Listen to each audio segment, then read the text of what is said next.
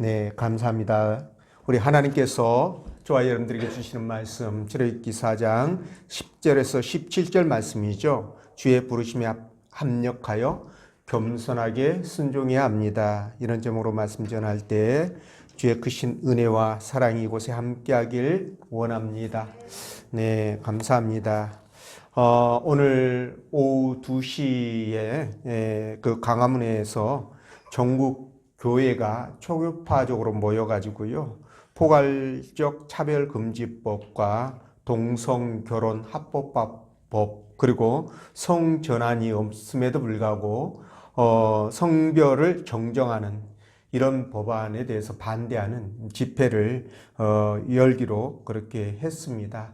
우리 총회에서도 공문이 내려와서 참석을 요청을 했는데요. 이런 거 보면서 우리나라도 반하나님적인 이 비시주의로 가는 속도가 아주 빨라지고 있다라는 느낌을 갖고 있는데, 그 중심에 우리나라 다수당이 앞장서고 법안을 만들어내고 있다는 데 문제가 심각성이 있습니다. 기독교가 자기들 정체성과 맞지 않는다고 이렇게 수천 년 동안 이어져 온 성경적인 삶의 질서를 송두리째 이렇게 바꾸는 법을 왜 저렇게 만들려고 집착을 하는지 그 이유를 모르겠습니다. 이럴 때일수록 우리 기독교인들이 더 정신 바짝 차리고 기도해야 되지 않나, 이런 생각인데 참으로 걱정이 됩니다. 자, 오늘 하나님께서 본문의 말씀을 통해서 다음과 같은 세 가지로 은혜를 주셨는데요. 그 첫째가 하나님의 부르심에 대한 바른 태도는 순종이라는 것, 그리고 두 번째 하나님의 일을 우리가 한다고 생각하면 교만이라는 것과, 그리고 세 번째는 우리는 서로 합력하여 주의 일을 해야 된다는 것입니다. 여러분, 하나님의 부르심은요, 인생의 전환점이고, 그리고 또 수시로 부르셔서 내 인생의 내비게이션이 되어 주시는데, 이때 중요한 것이 바로 하나님 말씀 앞에 순종입니다. 그러니까 내 삶에 하나님이 부르심이라고 깨닫게 되면 즉각적인 순종이 필요하다는 것이죠. 이렇게 순종할 때 보람과 긍지를 느끼게 되지만, 반면에 이게 도를 넘어버리면 교만함으로 변질되기 때문에 그렇게 돼서는 안 되겠죠. 그래서 항상 보잘것없는 나를 천지의 대주제이신 하나님께서 불러주심에 감사하면서 겸손하게 살아가야 할 것입니다. 그 과정에서, 순종하는 그 과정에서 서로 돕고 협력하고 함께 기도하면서 좋은 관계를 만들어가야 하겠지요. 나는 너보다 더 낫고 더 똑똑하고 더 잘났다, 이렇게 생각하면 그 순간 바로 사단 마귀에게 사로잡힌다는 것을 아셔야 됩니다. 그러면 결국 교만하게 되어가지고 갈등과 반목을 일으키고요, 또 주의 일도 망치게 되고 내 일상의 삶에도 영향을 받게 됩니다. 나아가 내 인생 전체가 꼬이면서 불편해질 수 있다. 이 부분을 기억하시고 우리는 항상 겸손한 자가 되도록 노력해야 되겠지요. 그런 여러분 되시기 바랍니다. 그럼 본문 말씀 따라가면서 주의 부르심에 왜 우리가 순종해야 하는지, 또 어떻게 순종해야 할 것인지 성령께서 들려주시는 하나님의 음성을 듣도록 하겠습니다. 자, 첫째로 하나님의 부르심에 대한 바른 태도는 순종이라는 것인데, 10절 말씀 함께 읽어봅니다. 시작.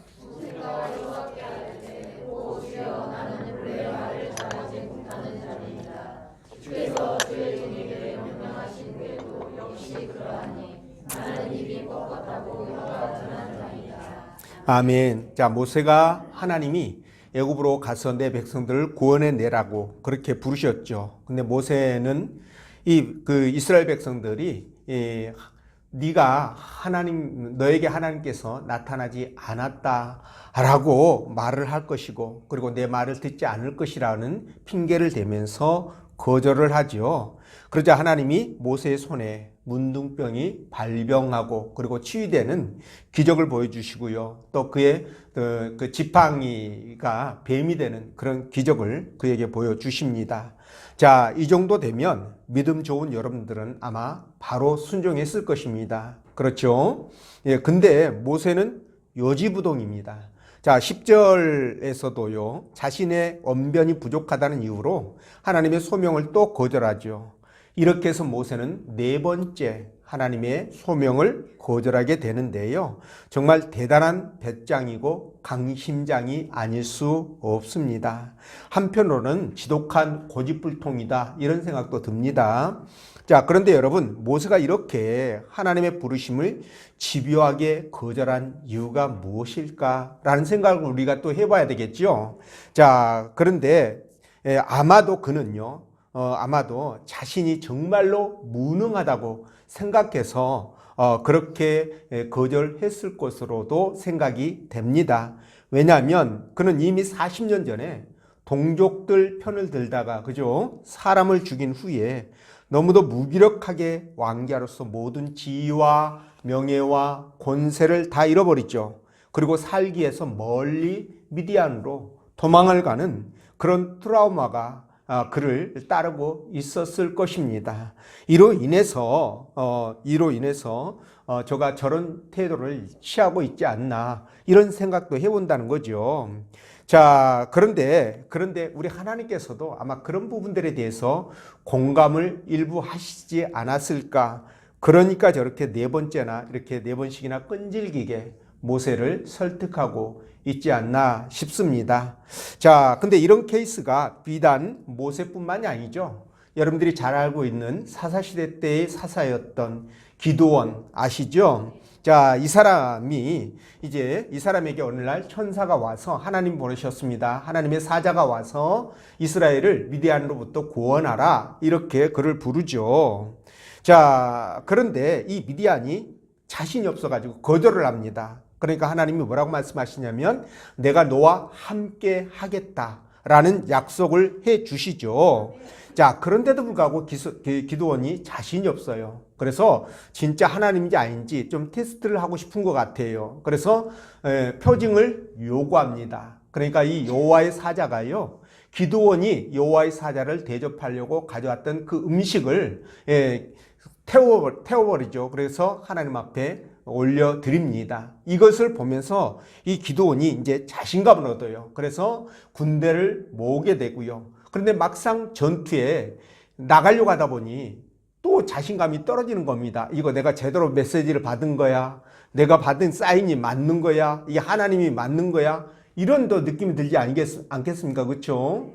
그래서 이번에는 기드온이 하나님을 테스트를 하죠. 어떻게 하느냐? 하나님, 자, 여기 제가 이 양털을 이렇게 놔뒀는데 오늘 밤에 이 양털만 물이 가득하게 이슬이 내리게 하시고 주변은 아주 바짝 마르게 해주십시오. 아니, 하나님의 능력이라면 충분히 그럴 수 있지 않습니까?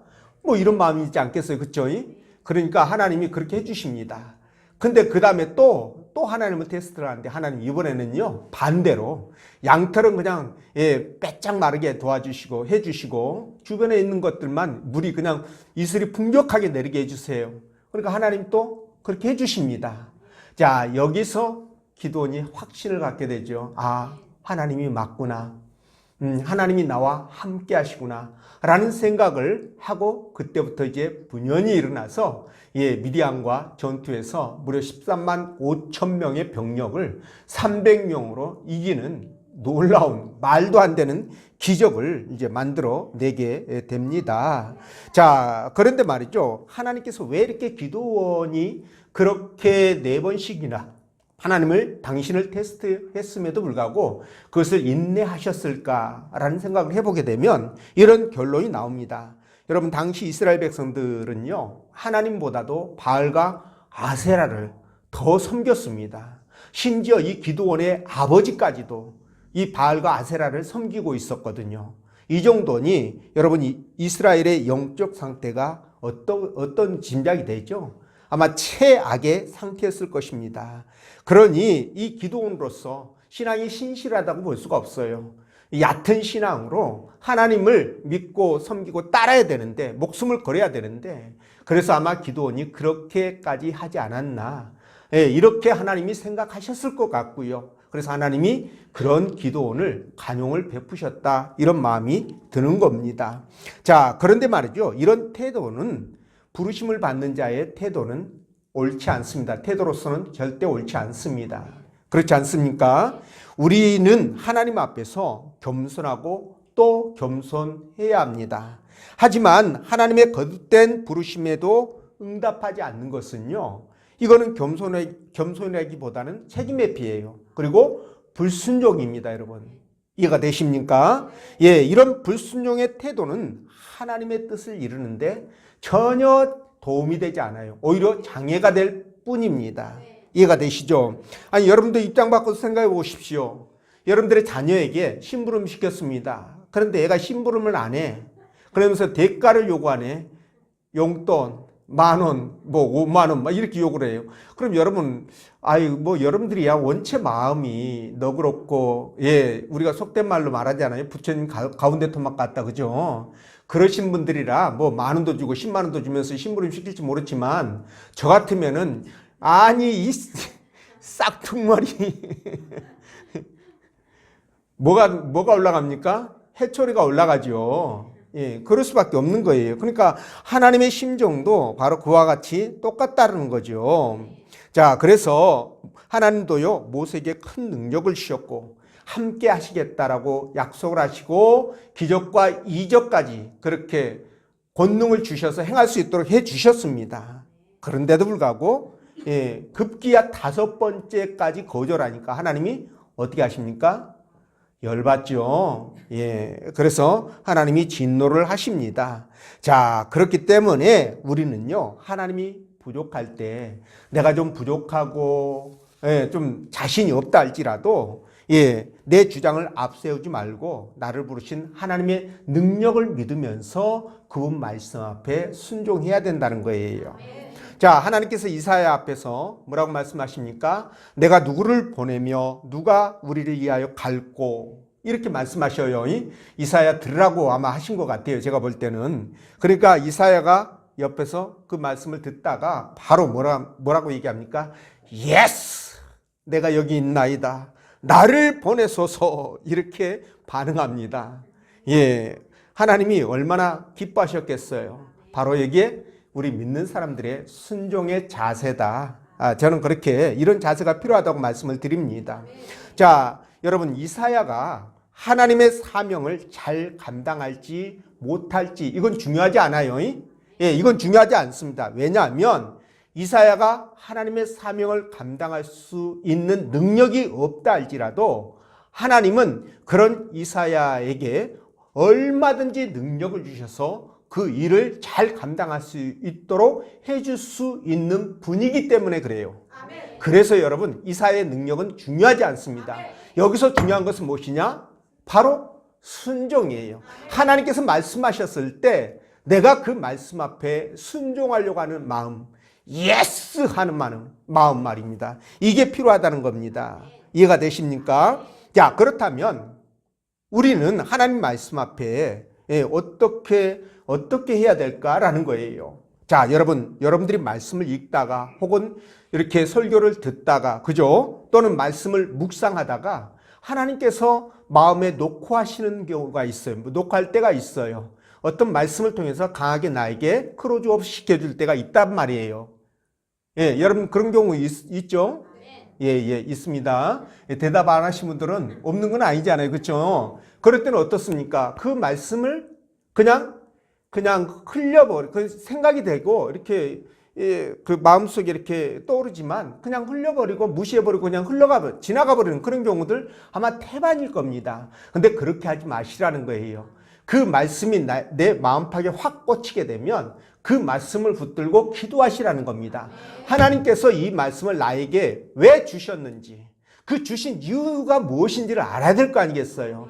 그러면 기도하시면 하나님께서 알려주십니다. 그러면 그대로 순종하시면 돼요. 네, 거기에 대해서 내 생각과 다른데, 나는 이렇게 생각하는데 하나님의 응답은 다르네. 그러면 여러분 같으면 어떻게 하시겠어요? 그래도 나는 순종해야지. 여러분들 같으면 아마 그럴 거예요. 그렇죠? 근데 딴 동네 사람들은 어떻게 할까요? 그냥 무시하는 경우가 또 태반이라는 거죠. 이렇게 되면 하나님의 말씀은 나하고 아무 상관이 없게 되는 거예요. 이해가 되십니까? 그래서 하나님이 은혜를 주시고 깨달음을 주시면 그걸 붙들고 어떻게 하라? 실천하시라라는 겁니다. 그래서 같은 선상에서 하나님께서 이임하신 권위로 교회가 직분을 임명하죠. 그리고 또 단체나 구역이나 이런 것들 조직하고 선교나 구제 같은 것들, 이런 것들 여러 가지 일들을 진행하는데 여기에 동참해서 함께하는 것, 이것 또한 하나님 말씀에 순종하는 겁니다. 또 교회 공동체 구성원으로서 여러분들에게 주어진 권리가 있고 책임과 의무가 있습니다. 그렇죠? 이런 것들을 잘 감당하는 것, 이것 또한 하나님 앞에 순종한다는 것이에요. 그래서 여러분들이 교회 중심의 삶이 되시기를 바랍니다. 여러분, 우리 크리스찬들은요, 교회 중심의 삶을 살지 못하면 신앙이 병들 수밖에 없어요. 이건 100% 병듭니다. 이건 왜 그러냐면 영적인 메커니즘이기 때문에 그래요. 100% 병듭니다. 이거 안 들면 가짜예요. 교회 중심의 그래서 삶이 되라고, 예배 중심의 삶이 되라고 그렇게 목사님들 교회마다 목사님들이 외치는 것이에요. 이유예요. 그게 여러분들의 영적 생활 때문에 그렇습니다. 자, 그래서 교회 중심의 삶을 살 때 여러분, 우리에게 손해 같은 일들 많이 생겨요. 사실 나에게 유익이 되고 기쁨 있고 즐거움 있고 쾌락이 있고 막 그러면 하지 말라고 그래도, 오지 말라고 그래도 올 거예요. 그죠? 그런데 이익이 안 돼. 오히려 손해. 내 시간도 드려야 되고 돈도 드려야 되고 정성도 드려야 되고 또 내 감정도 쏟아야 되고, 이러면 어떻게 될까요? 오고 싶은 마음이 안 들죠. 그래서 교회를 오고 싶은 마음이 안 들고 겉돌게 되고 그렇게 되는데, 여러분, 교회는요, 내 것 희생하고 내 것 들여서 오는 것이에요. 원래가 그렇습니다, 여러분. 왜냐하면 하나님을 섬기는 것이 그런 과정이기 때문에 그런 거예요. 그래서 여러분, 예수님께서 갈릴리에서, 갈릴리 바다에서 베드로와 안드레 그리고 야고보와 또 누굽니까? 형제? 요한이죠. 이렇게 부를 때 그들이 어떻게 했습니까? 각각 불렀어요. 그런데도 불구하고 그들이 잡았던 물고기도, 그들의 그 전 재산일 것 같은 그 배도 다 내려놓고 바로 예수님을 따르는 것을 볼 수가 있습니다. 바로 이런 자세가 신앙인들에게 필요하다는 거예요. 즉각적인 순종, 이게 필요하다는 겁니다. 그래서 사무엘상 15장 22절에서 하나님이 뭐라고 말씀하시느냐? 순종이 제사보다 낫고 듣는 것이 뭐보다 낫다? 수양의 기름보다 낫다. 하나님 정말 좋아하시는 거예요. 이 기름. 이거보다 낫다는 겁니다. 그리고 또 하신 말씀이 안고한 것은 사신 죽은 우상에게 절하는 죄와 같다. 이렇게도 말씀하셨습니다. 그러니까 이걸 볼 때 우리가 무엇을 할 수 있느냐? 하나님은 순종을 최고의 덕목으로 꼽고 있구나. 이 부분을 우리가 알 수 있는 겁니다. 그래서 여러분, 우리는 정말 하나님 말씀 앞에 순종해야 돼요. 지금은 구약시대처럼 하나님께서 직접 말씀하시는 게 아니고 여러분, 성경을 통해서 우리의 마음속에 감동으로 역사하신다니까요. 아시겠죠? 그걸 붙드시라는 거예요. 그 말씀에 순종하시라는 겁니다. 그렇게 되면 여러분들에게 진정 복이 임할 것입니다. 영적인 복이든 육적인 복이든 여러분들이 필요한 복이 임할 것입니다. 그런 복을 받아서 풍성한 삶이 되시길 바라고요. 자, 두 번째, 하나님의 일을 우리가 한다고 생각하면 교만이라는 건데, 우리 10절 말씀 읽어봤잖아요. 그렇죠? 자, 하나님께 부름을 받으면 우리가 어떤 자세로 임해야 될까? 이 부분이에요. 자, 제가 이렇게 말하면 혹자는요, 나는 하나님께 어떤 메시지도 받은 적이 없는데요, 목사님. 이렇게 생각할 수 있는데, 제가 말씀드렸잖아요. 여러분들이 말씀을 들을 때, 또 말씀을 읽을 때, 여러분들이 말씀을 또 이렇게 교우들과 이렇게 신앙적인 이렇게 토킹을 하잖아요. 이야기를 하잖아요. 그렇죠? 그럴 때 하나님께서 이렇게 감동을 주시는, 확대시켜주는, 크로즈업 시켜주는 이런 부분들이 있단 말이에요. 이게 바로 하나님께서 주시는 말씀이다라고 보시면 된다고 말씀을 드렸는데, 그럴 때 여러분 어떻게 해야 되느냐? 우리는 그 말씀을 붙들어야 된다, 이런 말씀을 드렸죠. 예, 그렇습니다. 그래서 말이죠. 이렇게 하나님의 말씀을 붙드는 과정 속에 순종을 해야 되는데, 그 순종을 할 때 말이죠. 여러분들이 내가 자발적으로 내 스스로 순종한다라고 생각하시면 안 돼요. 예, 그렇게 생각하시면 안 됩니다. 왜 안 되느냐 하면, 여러분 이 부분에 대해서는 우리가요 할 수 있는 것이 없기 때문에 그렇습니다.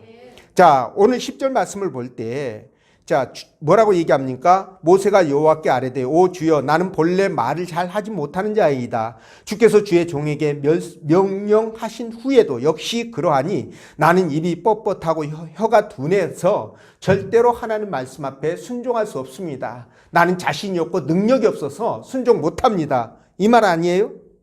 맞죠? 자, 그렇다면 이 말씀을 놓고 볼 때 여러분 한번 생각해 보십시오. 자, 이 순종의 주체에, 예, 그러니까 주의 일을 하는 거, 순종은 우리가 하지만 주의 일을 하는 그 주체가 말이죠, 하나님인 것 같아요? 모세인 것 같아요? 이 말씀을 보면, 예, 모세인 것 같죠? 예, 모세가 내가 순종하고 싶으면 순종하고 안 하고 싶으면 안 하고, 하나님의 일을 하고 싶으면 하고 안 하고 싶으면 안 하고, 그 주체가 모세인 것처럼 보입니다. 물론 모세가 말하고 모세가 행동하죠. 그러니까 겉으로 보면 모세가 한 게 맞아요. 모세가 주체인 것 같은 게 맞습니다. 그런데 말이죠. 그런데 여러분, 과연 우리 인간이 우리가 하나님의 일을 계획하고 그것을 시행할 수 있는 주체가 될 수 있겠냐는 거예요. 오늘 모세가 그런 착각을 한 겁니다. 그래서 자기가 하는 것처럼 능력이 있고 없고를 따져서 순종의 여부를 결정하는 이런 우를 범하게 되는데, 우리가 그럴 수 있는 능력이 있냐는 거예요. 없습니다. 없습니다, 우리는. 그래서 하나님 부르심 앞에 무조건 순종하고 거기에 복종하셔야 된다는 말씀을 드리는 겁니다. 이해가 되십니까? 예, 그래서 말이죠. 하나님은 저와 여러분들에게 분명히 말씀하셨습니다. 무엇을 말씀하셨느냐? 내가 모든 것을 주관하고 내가 모든 것을 행한다라는 그 말씀을 누누이 하셔요. 예, 그래서 우리가 하는 것처럼 보이지만 실상은 우리가 하는 것은 단 1도 없다는 거 꼭 아셔야 됩니다. 제가 예를 들어 보겠습니다. 4차 중동 전쟁 때 북쪽에서는 시리아가, 동쪽에서는 요르단이, 남쪽에서는 이집트가 이스라엘을 치고 들어갑니다. 그런데 이 날이 무슨 날이냐면 이스라엘 백성들이 1년에 한 번씩 맞는 대속죄일 있죠. 예, 대속죄일로서 아무 일도 안 하고 하나님 앞에 1년 동안 살아왔던 가정들을 회상하면서 회개하고 다시 관계를 새롭게 만들어가는 그런 날들이란 말이에요. 그런데 구인들까지도 전부 다 휴가 가고 이렇게 손을 놓고 있는 상태에서 갑자기 치고 들어왔으니까 이스라엘 백성들이 손을 못 쓰고 속수무책으로 당합니다. 그 국토의 70% 이상, 전력의 70% 이상을 잃어버리고요. 이제 항복 직전까지 몰리게 돼요. 그런데 갑자기 시리아 쪽에서는 지금 갈릴리 바다까지 치고 들어왔습니다. 그런데 이집트도 부엘세바까지 치고 들어왔어요. 예, 그런데 갑자기 공격을 멈추는 거예요. 명령을 못 받아서, 상부의 명령을 못 받아서 그 군인들이 공격을 멈추게 됩니다. 그래서 그냥 쉬어요. 그 과정 속에 이스라엘이 이제 반격의 기회를 만들게 되는데, 그렇게 해서 결국 어떻게 됩니까? 그 침략군들을 무찌르고 나라를 지켜내게 되는 거예요. 자, 이 과정에서 여러분 좀 신기하지 않아요? 어떻게 한쪽만 그런 것도 아니고 동서남북, 서쪽은 아니죠. 지중해니까. 거기에서 치고 들어온 군인들이 이제 조금만 한 번만 더 공격하면 이제 모든 걸 다 점령할 수 있는데도 거기서 딱 수업을 해버릴 수 있냐는 거예요. 동시에. 이게 말이 됩니까? 그렇다면 누가 이 일을 했다고 봅니까? 이거 하나님이 하신 거예요. 하나님이 하신 겁니다. 또 우리나라도 마찬가지예요. 6.25 전쟁 때 여러분 북한이 소를 점령하고 거기서 3일 동안을 거기서 움직이질 않고 딱 중단하고 쉽니다. 자, 그런데 이 3일 동안 쉰 것 때문에 우리가 다시 뭡니까? 반격의 기회를 잡게 되는데, 전열을 재정비하는 시간을 벌게 되는데, 여러분, 북한이 왜 갑자기 3일 동안을 쉬었을까? 김일성이도 나중에 전쟁이 끝나고 나서 3일 동안 그것을 쉰 것에 대하여 굉장히 후회를 했다고 합니다. 근데 여러분, 왜 쉰 줄 아십니까? 공격을 안 하고? 그 이유가 뭐냐면, 여러분, 소련은 미국을 이 한반도에다가 붙잡아 두고 동구권 있죠. 동구 유럽 있죠. 거기를 공산화시킬 계획을 갖고 있었던 거예요. 그래서 미국이 한반도에서 힘이 좀 쫙 빠지길 원했던 겁니다. 거기에 전쟁에 휘말려가지고. 그래서 전쟁이 빨리 끝나버리면 안 되잖아요. 그냥 바로 치고 내려가면 금방 점령할 것 같은 그런 느낌이 들어서 명령을 안 내린 거예요. 하다를. 소련의 명령을 김일성이가 그때 듣고 전쟁을 했으니까 명령을 드려야 될 거 아니에요. 그래서 공격 명령을 안 내렸던 겁니다. 그리고 공격 명령 내린 이후에도 여러분 부산 쪽으로 직접 못 가고 호남 쪽으로 빙빙 돌게끔 그렇게 만들었어요. 그래서 결국 우리가 승기를 잡을 수 있는 기회를 만들게 되는데, 이런 부분들이 있었습니다. 여러분, 이것 말이죠. 누가 하셨을 것 같아요? 그렇습니다, 여러분. 이 부분도 저는 하나님이 하셨다고 보는 거예요. 그러니까 이걸 통해서 우리가 알 수 있는 것이 뭐냐면, 인간이 말이죠, 자기 계산으로 일하고 돈 벌고 이렇게 생각을 하지만 여러분, 전혀 그렇지 않다는 거예요. 여러분들이 스스로 내 재주와 능력으로 세상에 나가서 일도 하고 여러 가지 사람들과 대인관계도 만들고 그렇게 해서 내가 생활 터전을 만들어가고 경제적인 어떤 부를 축적하고 이렇게 생각하지만 천만의 말씀이라는 겁니다. 하나님께서 계획을 생각나게 해 주시고, 그리고 또 그 계획을 바꾸시기도 하고, 또 그것을 못하게 막음으로 말미암아 여러분 역사를 또는 개인의 한 사람 한 사람 그 인간사를 주관해 가신다는 사실이에요. 여러분, 이걸 아셔야 됩니다. 여러분, 아무리 우리가 잘나고 똑똑하다고 할지라도 여러분, 하나님이 허락하지 아니하시면 그 어떤 것도 할 수 없고요, 이룰 수가 없습니다. 제가 예를 들어 볼까요? 여러분들이 아무리 똑똑하고 능력이 있다 할지라도요, 만약 하나님께서 어떤 감당기 어려운 문제를 안겨준다면, 사고를 당하게 한다면, 그래서 주저앉히면 어떻게 할 건데요? 그 다음부터는 아무것도 할 수 없는 거예요. 그러니까 우리가 굉장히 강한 것 같고 잘난 것 같고 모든 것 할 수 있을 것 같아도 여러분, 한순간에 하나님은 한순간에 그것을 바꿀 수 있는 능력이 있다는 겁니다. 그래서 하나님께서 하신 말씀이 뭐예요? 내일 일을 너희가 알지 못하는도다 라고 말씀하시는 겁니다. 부자가 수확을 많이 해가지고 창고에다가 집어 넣어놓고 떵떵거리면서 내가 잘 먹고 잘 살아야 되겠다라고 그렇게 하지만, 오늘 밤 하나님이 그 영혼을 데려가면 그 쌓은 재물이 누구 것이 되겠느냐?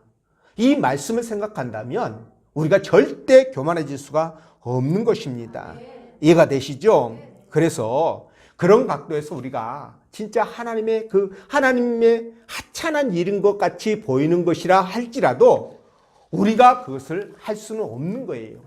하나님이 허락하셔야 할 수 있는 겁니다. 그래서 하나님만이 그 일을 이루어 가신다라고 그렇게 이야기를 하는 겁니다. 이해가 되시는지요? 예, 그렇습니다. 그래서 우리는 세상 일이든 하나님 일이든 어떤 것이든 내가 한다는 생각 하지 마십시오. 내가 능력 있고 똑똑하고 잘났다라고 생각하지 마시라는 거예요. 오히려 나는 무익한 종인데 하나님께서 나 같은 이 무익한 자를 사용하셔서 당신의 일을 이루어 가시니 얼마나 감사하냐, 이렇게 생각하시면서 하나님이 부르실 때, 하나님 앞에 감사하면서 하나님 부르실 때 예스 하면서 즉각적인 반응을 하셔야 된다는 겁니다. 그렇게 살아갈 때 진정한 행복이 여러분들에게 주어진 것이고요. 그걸 꼭 기억하시기를 부탁을 드리고, 세 번째, 우리는 서로 협력하여 주의 일을 해야 된다고 15절 16절 말씀합니다. 읽어봅니다. 시작.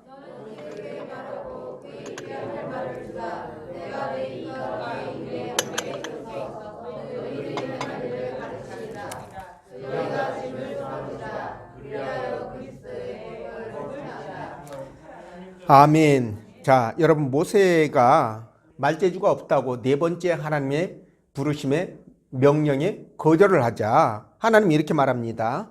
네 형 있잖아. 내가 붙여줄게. 그가 네가 하고 싶은 말 대신해 줄 거야. 그리고 그에게는 네가 하나님처럼 하나님같이 될 거야. 어마어마한 은혜와 특권을 주신 거죠. 자, 그러니까 너는 순종만 해. 하나님 말씀이 맞잖아요. 다 해주신다는데 여기서 버팅길 이유가 없죠. 자, 그런데 말이죠. 이렇게까지 해주시는데도 불구하고 모세는 거절하는 거예요. 네가 부족한 부분을 네 형을 통해서 채워준다는데 거절하는 겁니다. 자, 사실 우리는요, 이 지혜를 봐도 그렇고요, 두뇌를 봐도 그렇고 신체를 봐도 그렇고, 한계가 분명합니다. 한계 분명해요. 아무리 뛰어난 사람이라 할지라도 그 한계가 있어요. 있을 수밖에 없습니다. 왜냐하면 하나님이 그렇게 만들어 놓으셨어요. 조금 모자르게. 너무 완벽하면 다 하나님 되어버릴 거 아니겠습니까? 그렇죠? 예, 그래서 조금 모자르게 만들어 놨는데 그 모자른 부분을 어떻게 해소하느냐? 바로 내 옆에 있는 형제들을 통해서, 내 옆에 있는 다른 사람들을 통해서 해소할 수 있도록 만들어 놓은 거예요. 이해가 되십니까? 그게 누구냐? 에덴 동산에서 바로 하하입니다. 하하가 그런 역할을 한 거예요. 보조자의 역할, 협력자의 역할. 이해가 되십니까? 네네, 그렇습니다. 그래서 말이죠. 우리가 이 땅을 살아갈 때 독불장군 이런 말을 하잖아요. 그렇죠? 또 비슷한 말, 천상천하 유아, 그렇죠. 유아 독전 이런 말도 합니다. 예, 내 밑에 사람 없고 내 위에 사람 없다는 거예요. 네, 내가 완전히 유일한 신 같은 존재처럼, 김정은이 생각이죠. 그죠? 자, 그런데 말이죠. 이게 얼마나 어리석은 겁니까? 제가 말씀드렸잖아요. 사람은 하나님이 창조할 때 조금 모자르게 창조해놨다고요. 자, 모세 보십시오. 얼마나 우리가 외적으로 보면 완벽한 종입니까?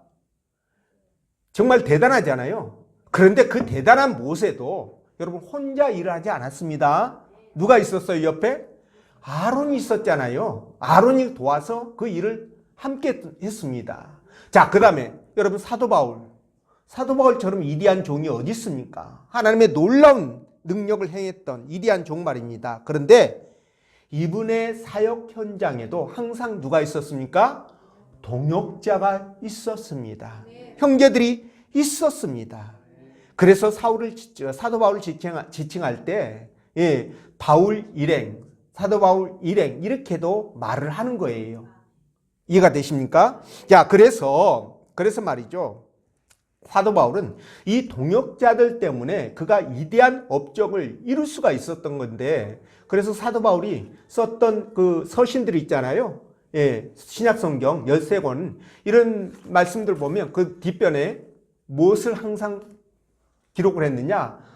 나와 함께 했던 동역자들을 애우해달라, 대접해달라, 그들을 기억해달라는 말을 항상 기록을 합니다. 이해가 되시죠?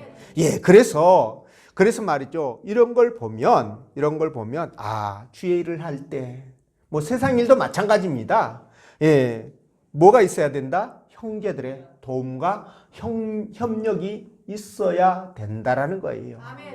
예, 우리 인간은 여러분, 그러니까 혼자서 살 수 있는 존재가 절대 아닙니다. 절대 아니에요, 여러분. 하나님께서는 이 사람을 이렇게 살아가는 방식을 말이죠. 함께 살아가도록 만드셨어요. 심지어 하나님도 그 능력이 위대하신 하나님도 한 분이 한 분 혼자 사시는 거 아니잖아요. 성부, 성자, 성령 이 세 분 하나님이 함께 일을 하십니다. 서로 도우시면서 협력하시면서 아니 하나님도 그렇게 하는데 어떻게 저와 여러분들이 혼자 살 수 있겠어요? 그래서 특히나 교회 공동체 안에는 여러분 형제들이 함께 힘을 모아서 함께 협력하고 함께 여러분 그 일을 이루어가는 거예요. 기도도 함께하고 여러분 찬양도 함께하고 전도도 함께하고 봉사도 헌신도 함께하는 거예요. 그래서 여러분 교회는요 진짜 그래서 어떤 거 열심히 하시는 분들 한둘 뭐 서너 명 위해서 운영되는 것보다는 조금 못하더라도 여러 사람이 함께 해가지고 운영이 되는 것이 정말 좋은 겁니다. 헌금도 마찬가지예요. 한 분이 막 헌금이 돈이 많아가지고 많이 하는 것보다 더 적더라도 훨씬 적더라도 여러 사람들이 조금씩 십시일반 해가지고 헌금하는 것들이 교회는 더 유익인 거예요. 교회 목적에 더 부합하는 겁니다. 이해가 되시는지요? 액수의 많고 적음이 문제가 아니라 이게 얼마나 형제들이 함께 힘을 모으느냐가 중요한 거예요. 그래서 그런 겁니다. 그래서 저와 여러분들이 이런 것들을 생각하면서 형제들에 대하여 내 몸처럼 사랑해야 돼요. 주께서 하신 말씀의 이유가 바로 이런 것들 때문에 그런 겁니다, 여러분. 이해가 되시는지요? 아니, 완벽한 사람 없다고 말씀드렸죠? 일하다 보면 형제의 허물도 보이고 약점도 보여요. 단점도 보입니다. 그럴 때 어떻게 해야 됩니까? 그걸 덮어야 되겠죠. 예, 나도 그럴 수 있다는 것을 생각하면서 덮어야 돼요. 그러면서 그 부족한 부분을 내가 메꾸려고 해야 되는 거예요. 만약에 그렇게 하지 않고 형제의 부족함이나 연약함을 보면서 뭡니까? 백설공주하면 안 되겠죠. 절대 안 됩니다, 여러분. 그것을 기회로 해가지고 뒤통수 쳐가지고 내가 유익을 얻으려고 한다든가 그러면 절대 안 됩니다. 이거 하나님 정말 기뻐하지 않아요. 우리 믿는 사람은 그런 마인드 버려야 됩니다. 진짜 버려야 돼요. 이거 복받지 못합니다, 여러분. 그래서 형제를 중심으로 내가 조금 더 손해보더라도 형제를 중심으로 그렇게 살아가는 거예요. 함께 살아가야 되는 겁니다. 여러분, 우리 주님이 제자들을 전도 시험 삼아서 보냈잖아요. 그렇죠? 그럴 때 한 명씩 보냈나요? 아니죠. 2명씩 짝지어서 보냈습니다. 그 2명씩 함께 어려움을 헤쳐나가고 뭡니까? 영광도 함께 누리고 기쁨도 함께 누리고 고난도 함께 당하고 함께 하라고요. 그게 여러분 교회 존립의 그 굉장히 중요한 요소입니다. 교회가 존재해야 될 이유예요. 그래서 이런 것들을 생각하면서 여러분들이 진짜 교회 안에서 함께 동역자가 되고 내가 더 인내하면서 협력자가 되자. 내 형제의 허물을 덮고 그들을 그냥 그들을 이해하자. 이렇게 생각하셔야 돼요. 내 입장에서만 생각하면 절대 이해가 안 되죠. 반대로 상대편 입장에서 생각을 해보시라는 거예요. 상대편이 왜 그렇게 했을까를 생각해 보면 이해가 되는 부분이 있습니다. 이렇게 해야 여러분 교회가 아름답게 성장할 수 있어요. 갈라디아서 6장 2절에서 뭐라고 말씀하시냐? 너희가 짐을 서로 지라. 누구의 짐을? 형제의 짐을 서로 지라. 형제의 단점과 아픔을 서로 공유해라. 형제의 기쁨과 즐거움을 함께 공유해라. 이 말씀 아닌가요? 그렇습니다. 그래서 그렇게 할 때 그리스도의 법이 성취되는 거예요. 그렇게 할 때 그리스도의 법이 성취된다니까요. 놀라운 말씀 아닙니까, 여러분? 이걸 우리가 알아야 교회 공동체가 건강한 공동체로 성장할 수 있는 겁니다. 여러분들이 형제를 위해서 손해보십시오. 네, 내 감정 죽이고 진짜 형제를 사랑하는 마음으로 그렇게 대하십시오. 하나님 다 보고 계시잖아요. 감찰하신 분이시니까 하나님께서 그에 상응한 은혜를 주실 겁니다. 복을 주실 겁니다. 저는 믿습니다. 그렇게 해서 여러분들이 서로 형제의 짐을 질 수 있기를 주의 이름으로 축원드립니다. 기도합니다.